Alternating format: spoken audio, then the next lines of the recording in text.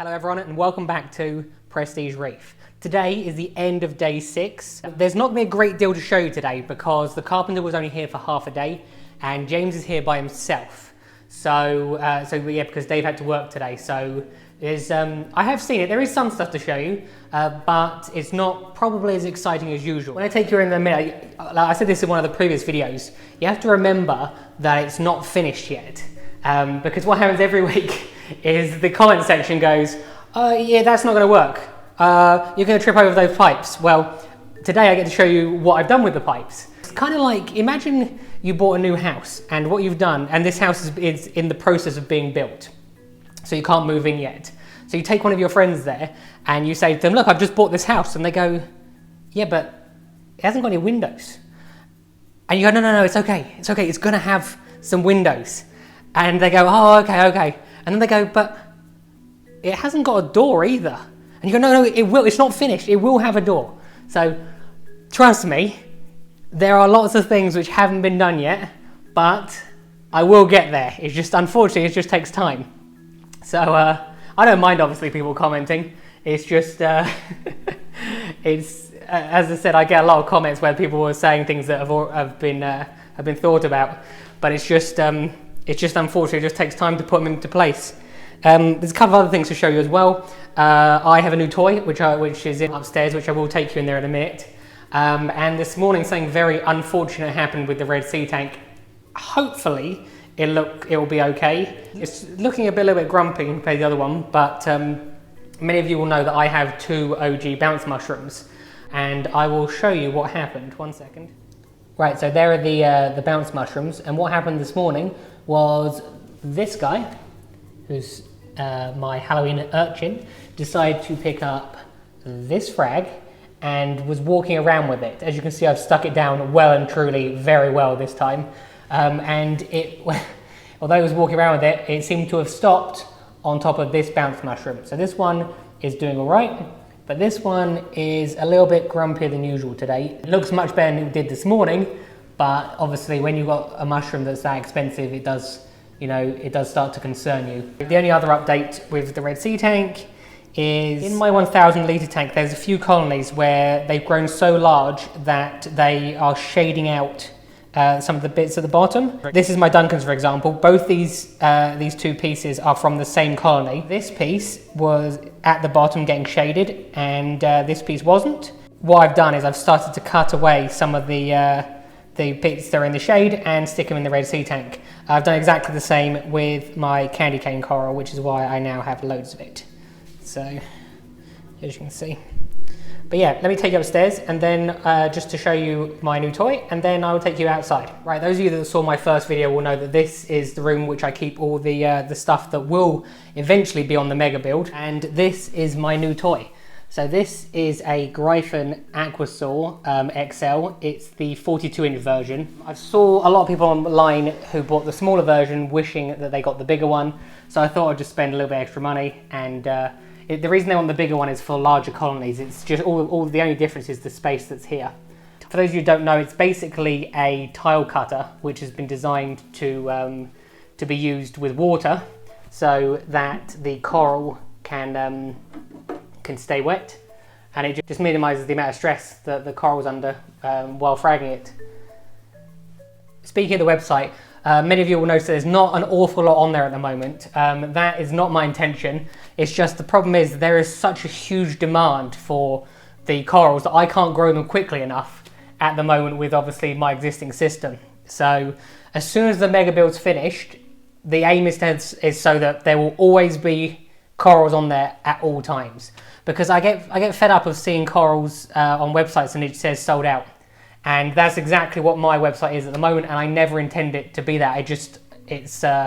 I've basically been overwhelmed by the amount of people that want my corals. So yeah, going forward, what will happen is if something's not in stock, I then plan to remove it. So there should always be a good supply of lots and lots of corals on there. It's just there won't be any that are out of stock. So I might have a section that says obviously growing so people can see what I do have. But yeah, I don't want to be one of those people where people go on the website and they go, oh yeah, I've really wanted a Sunset Montipora. Out of stock, no good. So the aim is for that not to happen. So anyway, let me take you outside. Right, as you can see, there still seems to be plenty of wood. I get the feeling I ordered too much, although I did only order 3 metre planks and 4.8 metres turned up, so that's probably why there's so much. It's not finished yet, but let me take you inside. There's James. You can give everyone a wave. Let me see what I can show you today. I'm not gonna ask James to do the talking this time, just because he's worked very hard today. As you can see, this is what I mentioned earlier. So remember I said that a lot of people said to me when they saw the pipework like this, everyone thought it was a trip hazard. How is it going to work? And the other thing they mentioned is, how are you going to get to tanks which are so tall? Well, this is what was always planned. So there's 2 steps, which will allow me to easily access the top tanks. It will allow me to easily clean these. As you can see, it's like the perfect height because I can get to the bottom. It will allow me to easily change the RO filters and membranes. And that's also why there was a little window put in here.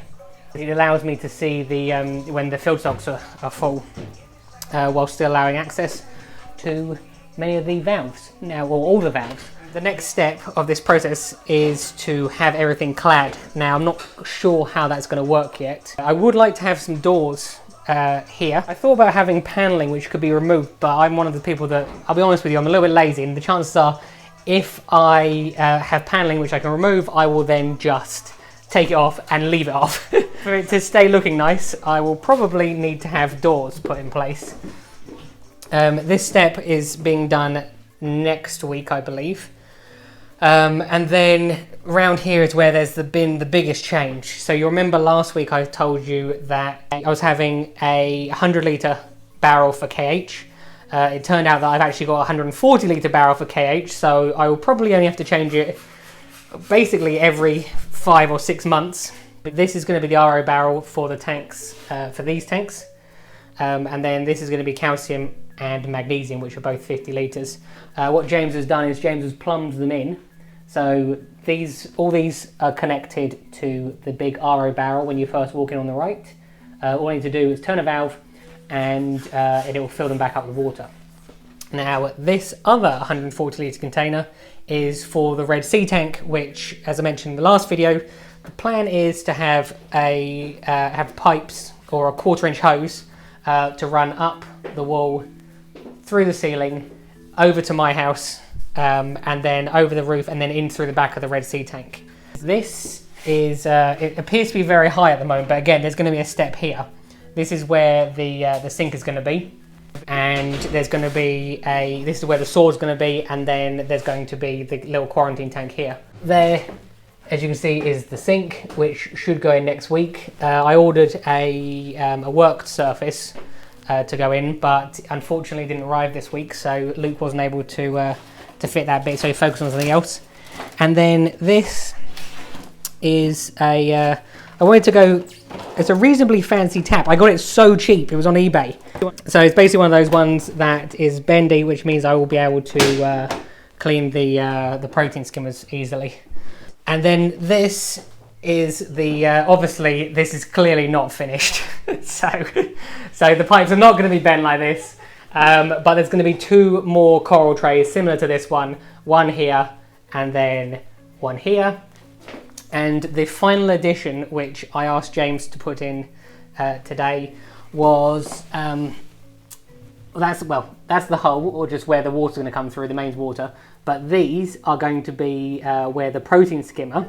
The protein skimmer is going to have flexible tubing, which will come down to these holes, and there's going to be a valve on the flexible tubing. So when it's time to empty it, to drain them, you turn the valve and they'll just drain automatically down into the waste, which is then taken obviously outside down the drain. And I think that is it for today. Right, so that's it for today, guys. There's only really one more day before we can start testing the system. There is one thing holding us back, but other than that, as soon as that's resolved, hopefully we'll be able to get water in them to test them, to see how good James's solvent welding is, because there is probably, how many joints do you reckon there are in here? I have no idea. Probably like, I don't know, 800 joints. So so the chances are that something's going to leak at some point. But yeah, so I hope you enjoyed watching the video. Please feel free to comment below if you have any questions. If you did enjoy watching it, why not click that like and subscribe button. Have a good week, and I will see you next time.